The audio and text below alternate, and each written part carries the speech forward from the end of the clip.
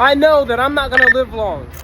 And that's why I put every day, every hour, every minute into building, into growing. Why am I out here working on this plastic into fuel reactor I've been working on for 5 years, since I was 17? Why am I out here despite being falsely accused and reported to the EPA and the IRS? Why am I out here despite weird black helicopters that turn off their radar transponder circling me 6 times at night? Why am I out here despite having to drive 4 hours every time I want to work on this machine, because when I was doing it in my parents' backyard, I blew myself up and I had to go to the hospital for 2nd-degree burn surgery?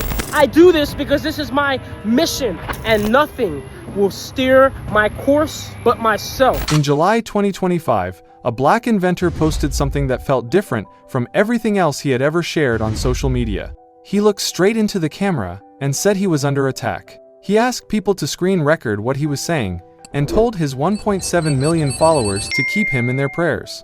Then he stopped posting completely. His name was Julian Brown, a 21-year-old kid from Atlanta who had been documenting his journey turning plastic waste into gasoline. And the timing couldn't be more suspicious because just weeks before he disappeared, his invention had gone massively viral, catching the attention of investors, environmental groups, and industries that had a lot to lose if what he'd built actually worked. Julian wasn't some random guy claiming he'd figured out cold fusion in his garage. He was a trained welder who'd spent years building something real. He called it plastiline, a fuel made from plastic waste using a process called pyrolysis. He didn't invent pyrolysis, that's been around for a while. But what made Julian different was that he actually built a working reactor in his backyard using skills he'd learned in high school welding class. He powered it with solar panels and microwave generators, keeping the whole system carbon neutral. He documented everything online, showing people the process, the failures, the breakthroughs. He wasn't hiding behind patents or corporate secrecy. He was putting it all out there for anyone to see. That's what made people call him a genius. Not because he discovered something nobody knew existed, but because he took existing science and made it accessible, scalable, and real. He was featured in Forbes. He got a $100,000 donation from Alexis Ohanian, Serena Williams' husband. He raised over $18,000 on GoFundMe to build a full-scale version of his reactor. This wasn't just internet hype. People with serious money and serious platforms were paying attention. So what does turning plastic into gasoline actually mean? Imagine all the plastic waste sitting in landfills, floating in oceans, piling up in places nobody wants to look. Pyrolysis heats that plastic to extremely high temperatures without oxygen, breaking it down into smaller molecules that can be turned into gasoline, diesel, even jet fuel. Julian's version used microwaves powered by solar energy to do the heating, which meant the process didn't rely on fossil fuels to create fuel.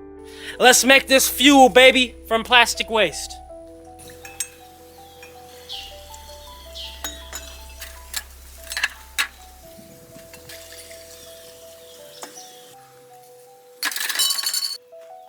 I got a gallon of plastiline, fuel made from plastic waste. If it worked at scale, it could tackle 2 massive problems at once: plastic pollution and dependence on oil.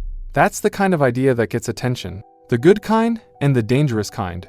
Because if you can turn garbage into gasoline cheaply and efficiently, you're not just solving an environmental problem. You're threatening trillion-dollar industries built on extracting, refining, and selling oil.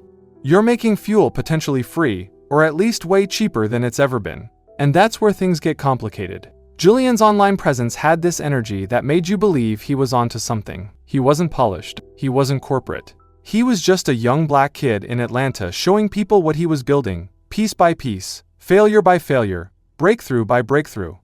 His videos had this raw excitement, like he couldn't contain what he'd figured out, and people loved it. His followers weren't just passive viewers, they were invested. They wanted him to succeed.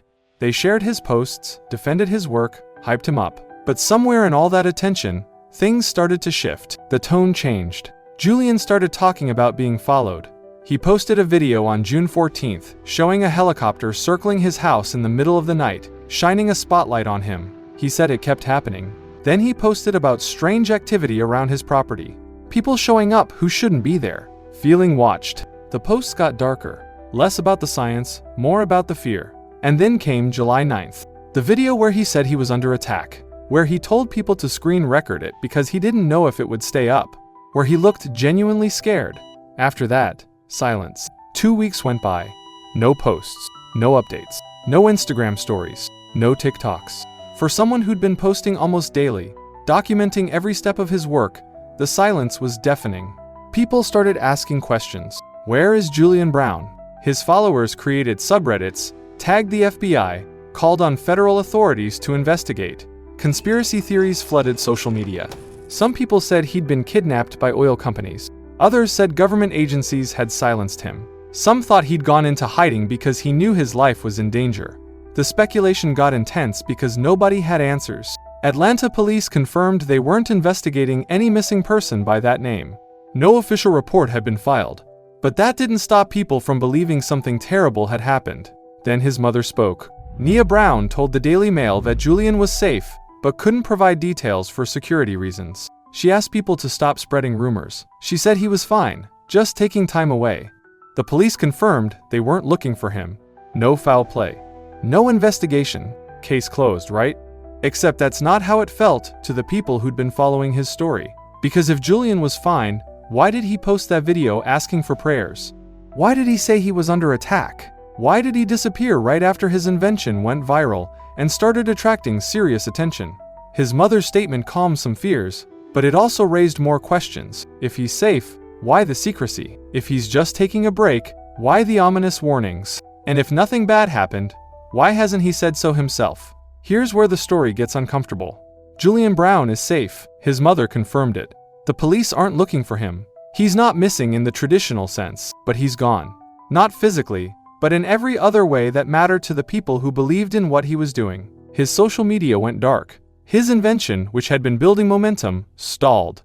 The GoFundMe that was supposed to fund a full-scale reactor sits at $18,000, far short of the $1 million goal. The excitement, the energy, the belief that something real was about to happen just evaporated. And that raises a question that's harder to answer than whether he's alive or dead. What happens when someone builds something that threatens powerful interests and then just stops? Not because they were killed or kidnapped, but because the pressure became too much? Because the attention turned from supportive to threatening? Because continuing meant risking something they weren't willing to risk? You don't have to believe in shadowy conspiracies to see the pattern here. Independent inventors working on disruptive technology face pressures that most people never think about. If your invention threatens an industry worth trillions, you're not just competing with other startups. You're competing with companies that have the resources to bury you legally, financially, or reputationally. They don't have to kidnap you. They can sue you into bankruptcy. They can buy your patents and shelve them. They can discredit your work, fund studies that show it doesn't scale, or just wait you out until you run out of money and give up. And if you're young, black, and working outside the traditional system, the pressure multiplies. You don't have institutional backing. You don't have legal teams. You don't have the connections to fight back when things get hard. You're out there alone, and the moment you attract the wrong kind of attention, everything changes. Julian's story isn't unique. There's a long history of inventors claiming they'd figured out game-changing energy solutions and then disappearing, dying under mysterious circumstances, or watching their inventions get bought and buried. Stanley Meyer said he invented a car that ran on water and died suddenly in 1998. Some say it was a brain aneurysm, others think he was poisoned. Eugene Malov, a scientist advocating for cold fusion research, was beaten to death in 2004 under circumstances that were never fully explained. Tom Ogle claimed he'd built a carburetor that could get 100 miles per gallon and died in 1981, allegedly from an overdose, though people close to him said he'd been threatened. These stories get dismissed as conspiracy theories because there's rarely hard evidence, but the pattern is consistent enough that it makes you wonder. How many breakthroughs have been stopped, not because they didn't work, but because they worked too well? Julian Brown didn't invent plastic pyrolysis. That's been around for decades. But he made it visible, accessible, and real in a way that scared people. He showed millions of followers that you could take trash and turn it into fuel without needing a PhD or corporate lab. He proved that a 21-year-old welder could build something functional with skills learned in high school and parts bought online. And that's what made him dangerous. Not because his reactor was perfect or scalable or ready for mass production, but because he showed that the barriers to entry weren't as high as we've been told. He made people believe that solutions to massive problems could come from outside the system. And systems don't like that. The part that sticks with you is this: Julian Brown is safe. That's what his mother said, and there's no reason not to believe her. But he's gone in every way that matters to the people who wanted to see him succeed. His voice is silent. His project is stalled.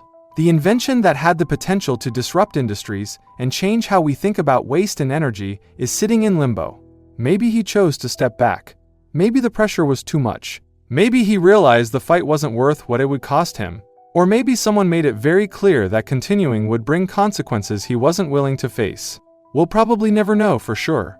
What we do know is this: Julian Brown built something real, shared it with the world, and then disappeared the moment it started to matter. And whether that disappearance was voluntary or coerced, the result is the same. Another voice silenced. Another breakthrough stalled. Another reminder that innovation doesn't just face technical challenges, it faces power, and power doesn't like to be threatened. So the question isn't really where Julian Brown is. The question is, what happens next time someone builds something that works a little too well, threatens the wrong people, and suddenly goes quiet? Do we ask questions, or do we just move on to the next story?